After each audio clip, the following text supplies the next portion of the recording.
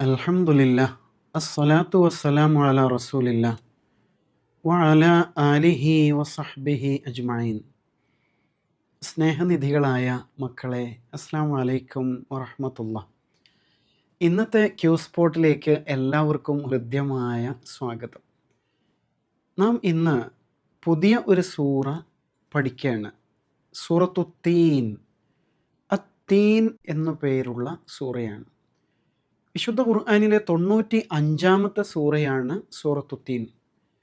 ആകെ 8 സൂക്തങ്ങളാണ് ഇതിലുള്ളത്. നബി സല്ലല്ലാഹു അലൈഹി വസല്ലമയുടെ മക്ക ജീവിത കാലഘട്ടത്തിൽ അവതരിച്ച ഒരു സൂറയാണ് സൂറത്തു തീൻ എന്നാണ് പൊതുവെ വിലയിരുത്തപ്പെടുന്നത്. എന്താണ് സൂറത്തു തീനിൻ്റെ ഉള്ളടക്കം? പരലോകം സാധ്യമാണോ അല്ലയോ? യഥാർത്ഥത്തിൽ പരലോകം സംഭവിക്കേണ്ടതുണ്ടോ ഇല്ലയോ?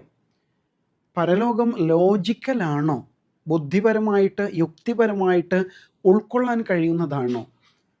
അതും ഈ പുതിയ കാലഘട്ടത്തിൽ AI യുഗത്തിലൊക്കെ ഇങ്ങനെയൊക്കെ പറഞ്ഞാൽ ആരെങ്കിലും വിശ്വസിക്കൂ? ഇങ്ങനെയൊക്കെ നമ്മുടെ മനസ്സിൽ മരണം, മരണാനന്തരം മരിച്ചു മണ്ണോട് ചേർന്ന് ഉയർത്തെഴുന്നേറ്റ് മറ്റൊരു ലോകത്തെത്തി അവിടെ വിചാരണ നടത്തി രക്ഷയും ശിക്ഷയും സ്വർഗവും നരകവും ഒക്കെ തീരുമാനിക്കപ്പെടുന്ന ഒരു കാലം വരും എന്ന് പറഞ്ഞാൽ വിശ്വസിക്കാൻ തോന്നുന്നുണ്ടോ? ഇത് വലിയൊരു ചോദ്യമാണല്ലേ. ഈ ചോദ്യത്തെ ഈ സൂറ വളരെ ലളിതമായിട്ട് നമുക്ക് മുമ്പിൽ അവതരിപ്പിക്കുകയാണ്. അതിൻ്റെ ഉത്തരം പറഞ്ഞു തരികയാണ് ചെയ്യുന്നത്. ഈ സൂറയിൽ അല്ലാഹു തആല 4 കാര്യങ്ങളെ പിടിച്ച് സത്യം ചെയ്യുന്നുണ്ട്. അത്തി, ഒലിവ്, അതേപോലെ സീനാ പർവ്വതം, പിന്നെ നിർഭയമായ മക്ക. ഇങ്ങനെ 4 പ്രദേശങ്ങളെ പിടിച്ച് സത്യം ചെയ്യുന്നു, അല്ലെങ്കിൽ 4 കാര്യങ്ങൾ സത്യം ചെയ്യാണ്. എന്നിട്ട് പറയാണ് മനുഷ്യനെ നാം ഏറ്റവും നല്ല സ്ട്രക്ചറിലാണ് മോൾഡ് ചെയ്തെടുത്തിരിക്കുന്നത് എന്ന് പറയും.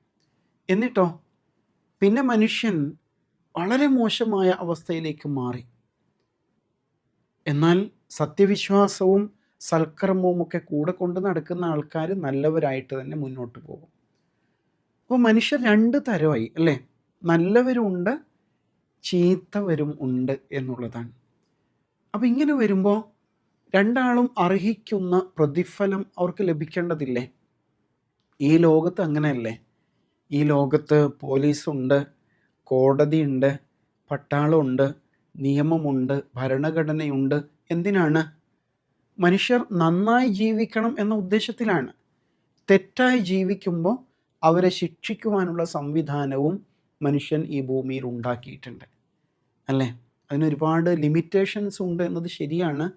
ശരിക്കും ചിലപ്പോൾ കള്ളനെ തന്നെ ആവില്ല പിടിക്കുന്നത്, കുറ്റവാളി തന്നെ ആവില്ല ശിക്ഷിക്കപ്പെടുന്നത്, കുറ്റവാളി പലപ്പോഴും രക്ഷപ്പെടുന്ന അവസ്ഥ ഉണ്ടാകുന്നു.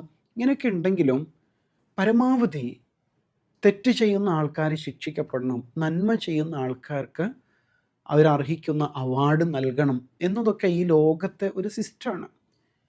അപ്പോൾ അതിലേറ്റവും ശരിയായ രൂപത്തിൽ നീതി നടപ്പിലാകുന്നൊരു ലോകം വേണ്ടതില്ലേ? വേണം. അതെവിടെ ഉണ്ടാകുക? തീർച്ചയായും അത് പരലോകത്തെ സാധ്യമാകൂ. ഈ പ്രപഞ്ചം സൃഷ്ടിച്ച അള്ളാഹുവിന് മാത്രമേ അത് സാധ്യമാകുള്ളൂ. ഈ കാര്യമാണ് ഈ സൂറ നമ്മെ ബോധ്യപ്പെടുത്തുന്നത്. അപ്പോൾ അതിനാൽ പരലോകം എന്നത് ലോജിക്കലി വളരെ ഫിറ്റായ, നമുക്ക് ആർക്കും ബോധ്യപ്പെടുന്ന ഒരു സത്യമാണ് എന്ന് ഈ സൂറ പറഞ്ഞു തരും. നമുക്ക് ഈ സൂറ പാരായണം ചെയ്തിട്ട് അതിൻ്റെ വിശദീകരണങ്ങളിലേക്ക് പോകാം. അഊദു ബില്ലാഹി മിനശ് ശൈത്വാനിർ റജീം. ബിസ്മില്ലാഹിർ റഹ്മാനിർ റഹീം. വത്തീനി വസ്സൈതൂൻ വതൂരി സീനീൻ വഹാദൽ ബലദിൽ അമീൻ.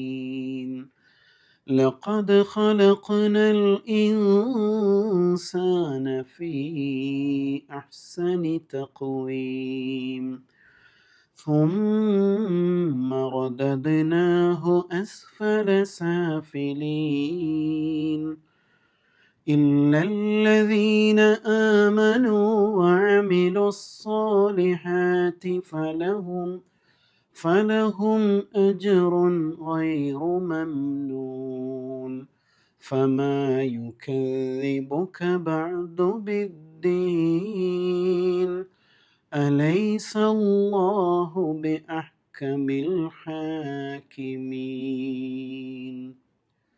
വളരെ സുന്ദരമായൊരു സൂറയാണ് അല്ലേ? പാരായണം ചെയ്യാൻ വളരെ ലളിതമായ സൂറയാണ് സൂറത്തു തീൻ. നമുക്ക് ഈ സൂറയിലേക്ക് പ്രവേശിക്കാം. ഈ സൂറ ആരംഭിക്കുന്നത് വാവ് എന്ന അക്ഷരം കൊണ്ടാണ് അല്ലേ? അത്തീൻ എന്നതിൻ്റെ കൂടെ തുടക്കത്തിലൊരു വാവുണ്ട്, വത്തീൻ എന്നാണ്. അപ്പോൾ അത് വായിക്കുന്നത്. വാവ് കൊണ്ട് തുടങ്ങുന്ന വേറെ ഏതൊക്കെ സൂറ നമ്മൾ പഠിച്ചത്? വൽ അസ്ർ പഠിച്ചിരുന്നു അല്ലേ?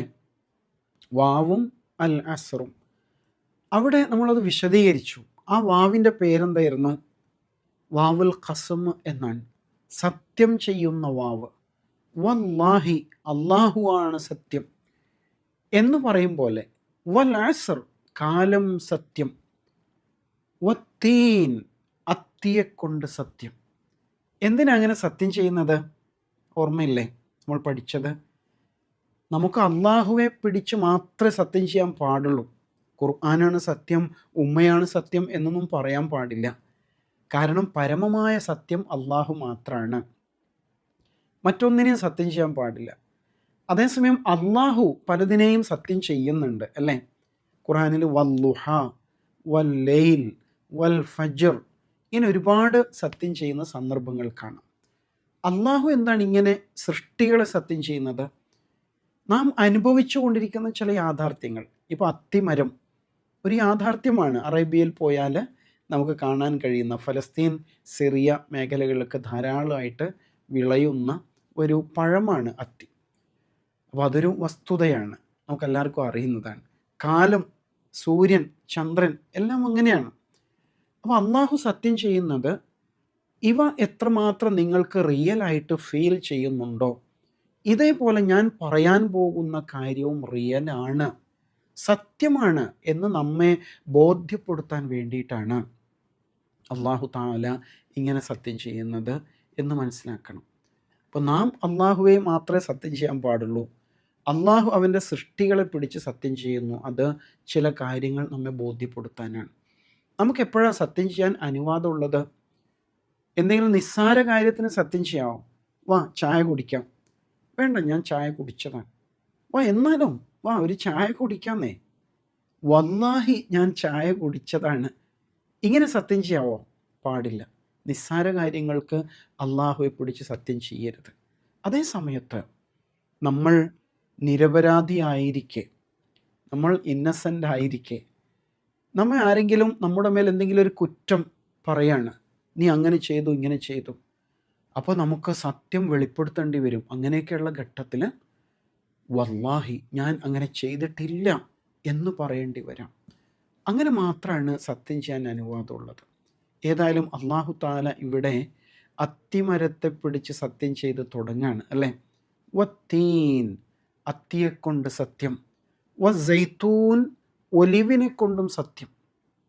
ഒലിവ് അറിയില്ലേ? ഒലിവ് ഓയിലുണ്ട്, ഒലിവിൻ്റെ കായുണ്ട്, ബ്ലാക്കും വൈറ്റും ഒക്കെ ആയിട്ട്, ഗ്രീനൊക്കെ ആയിട്ട് നമുക്ക് കാണാൻ പറ്റും. വസൈത്തൂൻ, ഇതാണ് രണ്ടാമത്തെ സത്യം. മൂന്നാമത്തെ എന്താണ്? വത്തൂരി സീനീൻ, തൂർ എന്ന് പറയുമ്പോൾ പർവ്വതം, പർവ്വതനിര എന്നൊക്കെ അർത്ഥമുണ്ട്. സീനീൻ എന്ന് പറഞ്ഞത് സീനാ പർവ്വതം എന്ന അർത്ഥത്തിലാണ്. ഖുർആനിൽ സൈനാ എന്നും അതിന് പേര് പറയുന്നുണ്ട്. സീനാ മരുഭൂമി എന്നൊക്കെ കേട്ടിട്ടില്ലേ? വത്തൂരി സീനീൻ, സീനായിലെ തൂർ പർവ്വതം എന്ന് അർത്ഥം പറയാവുന്നതാണ്. അല്ലെങ്കിൽ സീനാ പർവ്വതത്തെ കൊണ്ടും സത്യം. വഹാദൽ ബലദിൽ അമീൻ, വഹാദ, ഇതിനെ കൊണ്ടും. ഏത്? അൽ ബലദ്, ഈ നാടിനെ കൊണ്ടും. അൽ അമീൻ, നിർഭയമായ, വളരെ സേഫ് ആയിട്ടുള്ള ഈ നാടിനെ കൊണ്ടും സത്യം. ഏതാണ് ഈ നാട്? മക്കയാണ്. മക്കയിലല്ലേ ഈ സൂറ അവതരിച്ചത്? അപ്പോൾ നിർഭയമായ ഈ നാടിനെ കൊണ്ടും സത്യം എന്ന് പറയുമ്പോൾ മക്ക പട്ടണത്തെക്കുറിച്ചാണ് ഉദ്ദേശിക്കുന്നത് എന്ന് മനസ്സിലാക്കാം.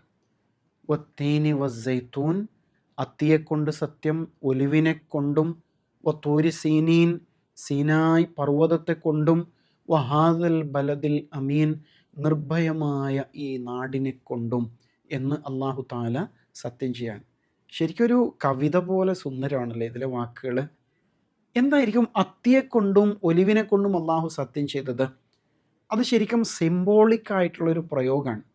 അത്തിയും ഒലിവും നമുക്കറിയാം, നല്ല പ്രോട്ടീനുള്ള പോഷക സമൃദ്ധമായ ഭക്ഷ്യവിഭവമാണ് അല്ലേ, എല്ലാ നിലയ്ക്കും നല്ല സാധനമാണ്. അതാണ് ഇവിടെ ഉദ്ദേശം? അല്ല, ഇവിടെ ഉദ്ദേശിക്കുന്നത് അത് വളരുന്ന പ്രദേശങ്ങളാണ്. ഇപ്പോൾ നമ്മുടെ നാടിൻ്റെ പേരെന്താ? കേരളം. എന്താ അങ്ങനെ വരാൻ കാരണം? കേരം എന്ന് പറഞ്ഞാൽ തെങ്ങാണ്, കോക്കനട്ടാണ് അല്ലേ, കോക്കനട്ട് ട്രീ ആണ് ഉദ്ദേശം. അപ്പോൾ കേരളം എന്ന് പറയുമ്പോൾ തെങ്ങ് ധാരാളമായിട്ട് വളരുന്ന നാട് എന്നൊരു ഉദ്ദേശമുണ്ട്. അതേപോലെ വത്തീനി വസ്സൈത്തൂൻ എന്ന് പറയുമ്പോൾ അത്തിയും ഒലിവും ധാരാളം വളരുന്ന പ്രദേശം. ആ പ്രദേശങ്ങൾ ഏതാണ്? ഫലസ്തീനും സിറിയയും അതിൻ്റെ അനുബന്ധമായിട്ടുള്ള പ്രദേശങ്ങളാണ് അതുകൊണ്ട് ഉദ്ദേശം. പിന്നെ പറയുന്നത് 2 സ്ഥലങ്ങൾ തന്നെയാണ്, സീനാ പർവ്വതവും അതേപോലെ തന്നെ മക്കയുമാണ്.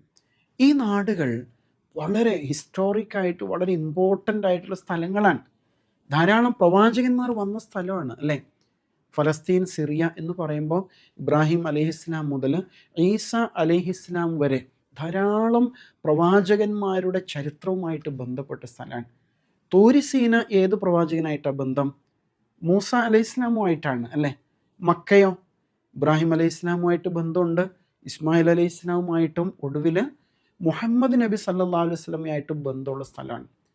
അപ്പോൾ ഈ പ്രദേശങ്ങൾ മഹാന്മാരായ വിശുദ്ധരായ പ്രവാചകന്മാരുടെ ജന്മം കൊണ്ട് അറിയപ്പെട്ടിട്ടുള്ള പ്രദേശങ്ങളാണ്. ഇതിനെ പിടിച്ചാണ് അള്ളാഹു സത്യം ചെയ്യുന്നത്. എന്തിനാണ് സത്യം ചെയ്തത്? അതുകൊണ്ട് മനുഷ്യരൊക്കെയും ഇതുപോലെ നല്ല ആൾക്കാരാണ്. ഈ ലോകത്ത് വന്ന മനുഷ്യരൊക്കെ ഇതേപോലെ വിശുദ്ധരായ ആൾക്കാരാണ്. ലോകത്തെ നയിക്കാൻ കരുത്തുള്ള ഒരുപാട് നന്മകൾ നിറഞ്ഞ മനുഷ്യന്മാർ എത്രയാണ് ലോകത്ത് വന്നത്. അതിനാൽ മനുഷ്യരൊക്കെ നല്ലതാണ് എന്ന് സമർത്ഥിക്കാനാണ് അള്ളാഹു ആദ്യം ഇത് പറയുന്നത്. ഇനി അടുത്ത ആയത്തിൽ അതൊന്നുകൂടി കണക്റ്റ് ചെയ്ത് പറയും. എന്നിട്ട് ചോദിക്കുകയാണ്, എന്നിട്ടും മനുഷ്യരിൽ കുറേ പേര് ചീത്തയായില്ലേ? അതിനാൽ രക്ഷയും ശിക്ഷയും ആവശ്യമല്ലേ? എല്ലാവരും ഒരുപോലെ മണ്ണോട് ചേർന്ന് പോയാൽ മതിയോ? പരലോകത്തിൻ്റെ ലോജിക് അടുത്ത ക്ലാസ്സിൽ നമുക്ക് കൂടുതൽ മനസ്സിലാക്കാം. അല്ലാഹു സുബ്ഹാനഹു തആല നന്മയുടെ പക്ഷം ചേർന്ന് വിജയം വരിക്കുന്നവരിൽ നമ്മളെല്ലാം ഉൾപ്പെടുത്തി അനുഗ്രഹിക്കുമാറാവട്ടെ. വ ആഖിറു ദഅ്വാന അനിൽ ഹംദുലില്ലാഹി റബ്ബിൽ ആലമീൻ. അസ്സലാമു അലൈക്കും വറഹ്മത്തുള്ളാഹി.